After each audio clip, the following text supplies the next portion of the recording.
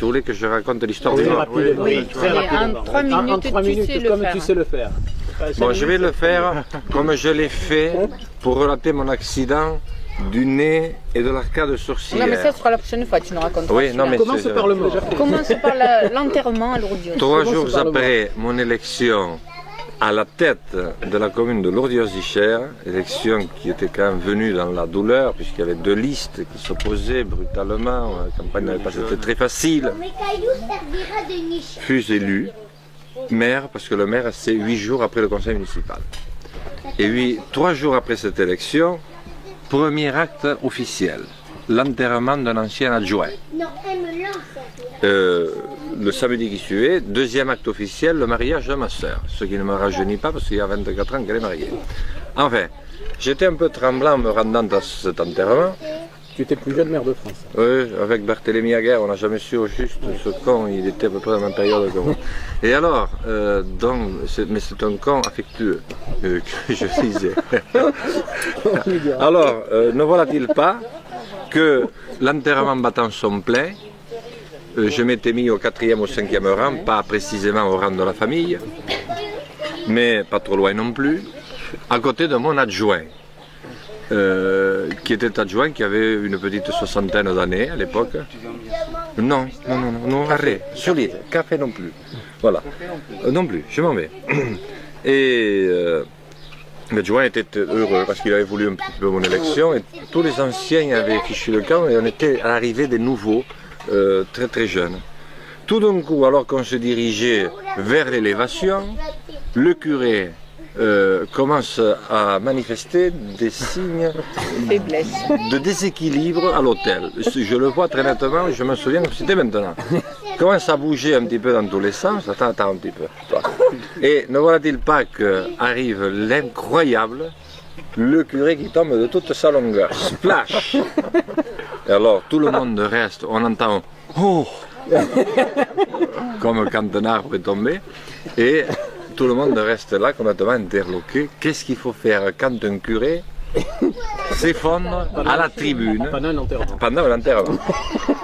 Et c'est là qu'au bout d'un moment, je commence à entendre les premières voix qui disent « Ah, le maire, il voulait être maire, voilà de quoi il est capable, ça ferait longtemps qu'on aurait secouru, et ce connard d'adjoint qui est à côté de lui, enfin, il n'est pas nécessaire qu'un village soit très grand pour qu'il y ait débat d'idées. » Et là, j'ai dit à mon adjoint, il faut y aller. Et il me dit, pourquoi faire? Et on va voir. Et nous nous dirigeons et nous trouvons quand même le curé très profondément inerte. Et un curé très profondément inerte est très lourd. Et alors, on essaye de le prendre, mais il s'échappait de partout, il nous glissait. C'est incroyable ce que c'est difficile de prendre un curé. Alors, je lui dis, moi je l'attrape par la tête, mais très fort, et toi par les pieds. Mais comme ça, tout doucement quand même. Et on le traîne à la sacristie.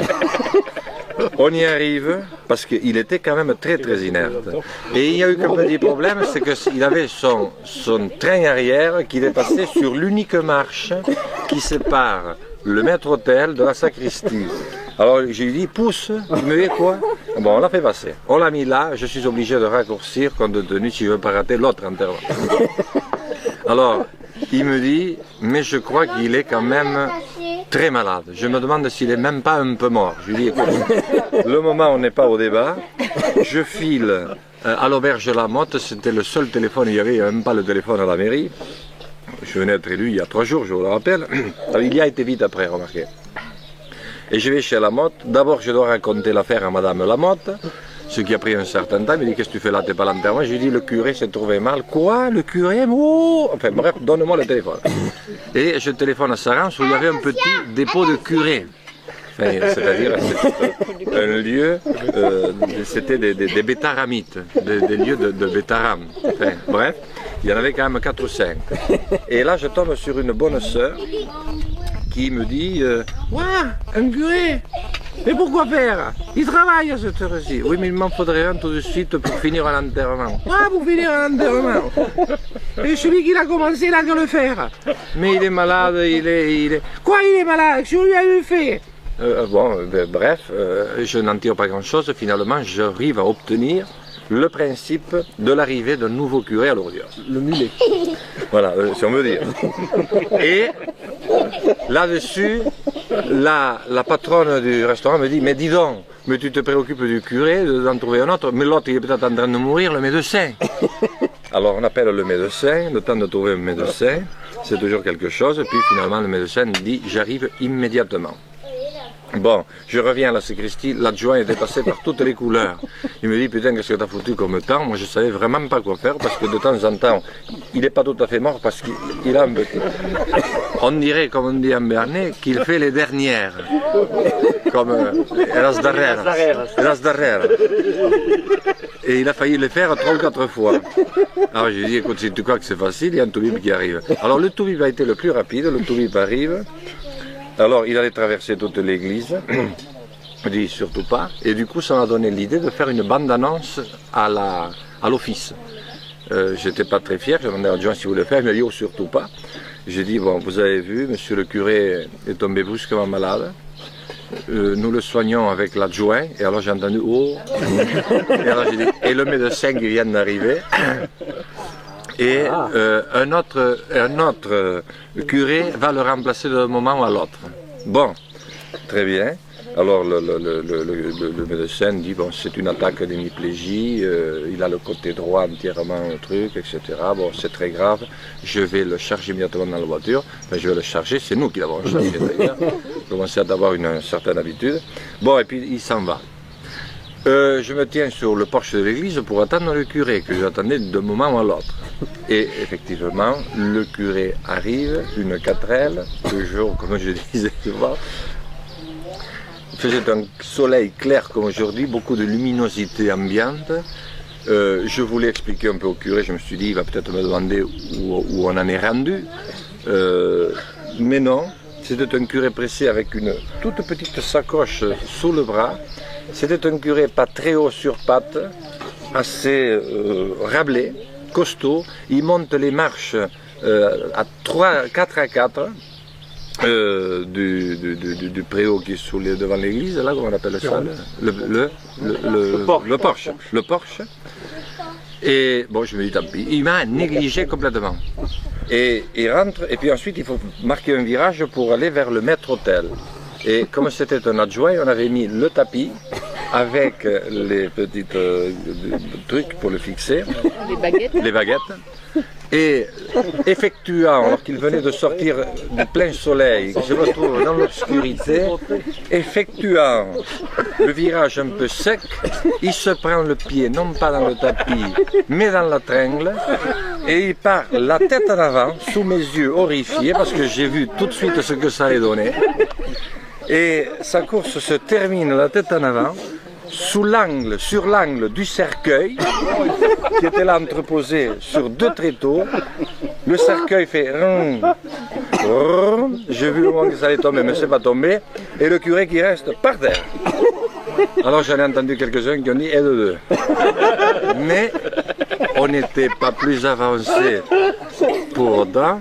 Alors là, comme je commençais à avoir une certaine maîtrise de l'affaire, je fais signe à l'adjoint qui me dit on va quand même pas remettre ça. Je lui dis tu te mets au pied et moi à la tête. Et je vais y pisser le sang, c'était complètement chaos. Nous le transportons à la tribune, à la sacristie. Et là je lui dis occupe-toi de son réveil, ça va aller plus vite que le premier.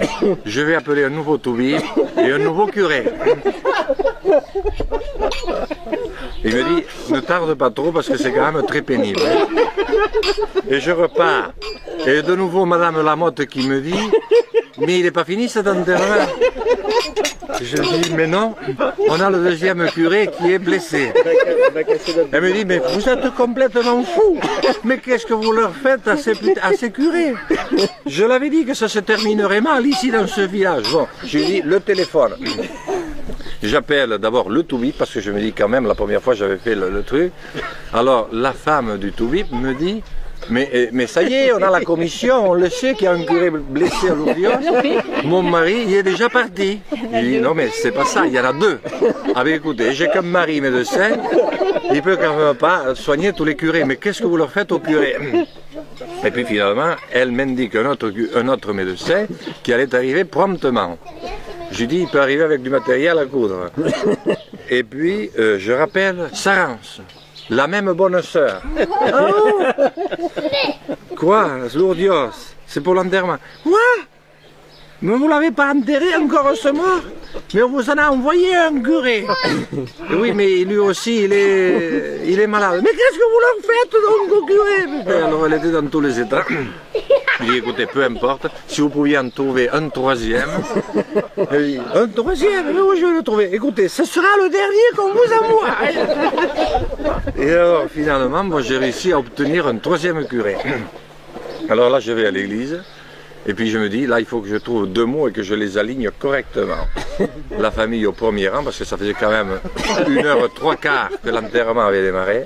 Je dis, bon, vous avez vu ce qui se produit, nous avons des événements qui nous dépassent.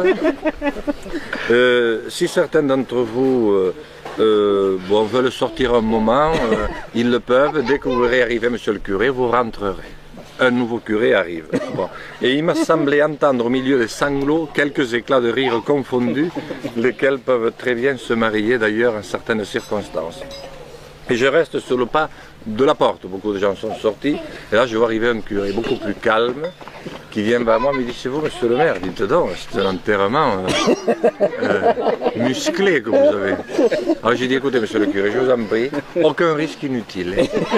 Rien.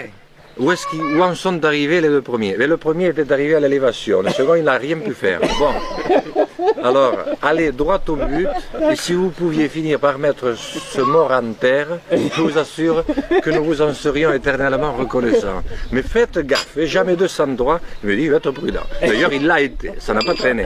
Mais bien qu'il n'ait pas traîné, au moment où l'enterrait, il y avait quand même tous ceux qui étaient partis à l'auberge, quand même se raconter quand même toute cette histoire et faire le point, récapituler la situation, qui fait que les premiers chants nous arrivaient, le Aquelos Montañas au départ, ou même quelques autres, nous arrivaient au cimetière, tandis qu'on portait en terre l'ancien adjoint de Lourdios.